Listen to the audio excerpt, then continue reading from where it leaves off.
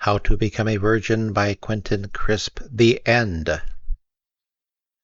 Long after The Naked Civil Servant had been translated into a television play, but before I had ever been abroad, I returned one last time to St. Albans College of Art, where I had been employed intermittently for more than 30 years.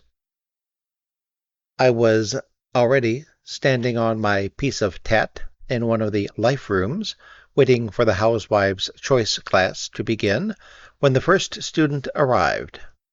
She greeted me pleasantly and added, "So you've come back to us?" "Yes, madam." "You were a 9 days' wonder, weren't you?" "Yes, madam." In quite a long time, this was the most coolly bitchy, the most English remark that had been flung at me. Malice is in no way redeemed by being true. The past 4 years have obviously been bandwagon stuff.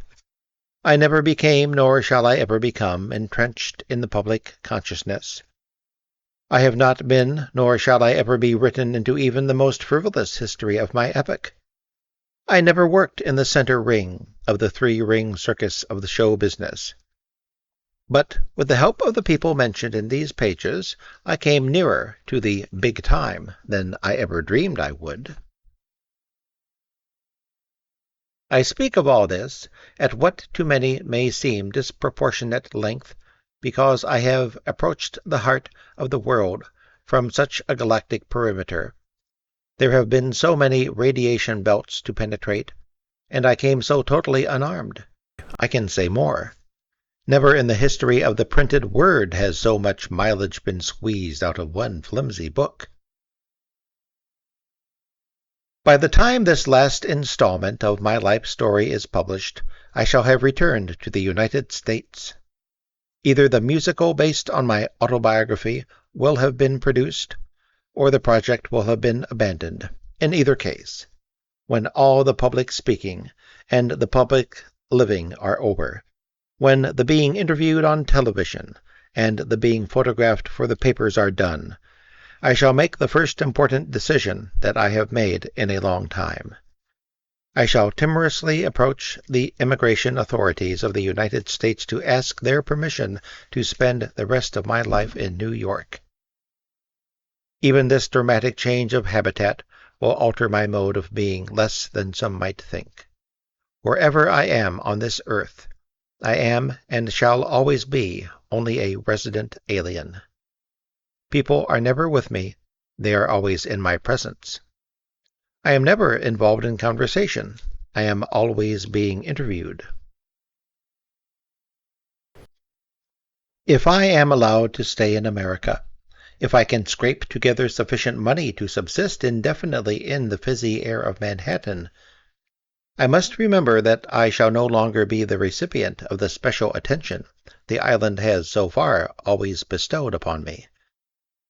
I shall by then have become at least an honorary member of its divine race of denizens. It will then be my turn to dispense unfailing generosity, if not in money, then in some other currency. In other words, it will be my duty to acquire and to manifest the typical American virtues. When I was burbling on in this fashion to a BBC reporter in New York, he asked me if I did not think my attitude disloyal to Britain. I gasped, but quickly converted this unsophisticated reaction to a deep breath taken before launching into a eulogy of my native land. The question deserves a careful answer.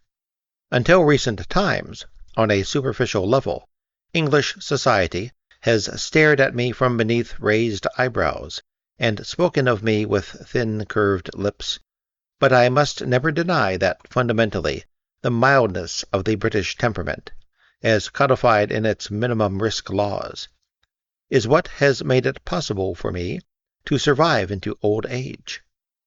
For many years, in spite of pathological laziness and conspicuous lack of talent, I have been permitted to earn a living somehow.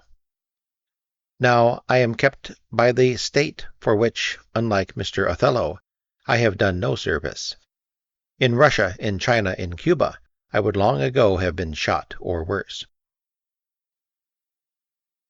Britain cherishes her eccentrics, and wisely holds that the function of government is to build a walled garden in which our anarchy can flourish.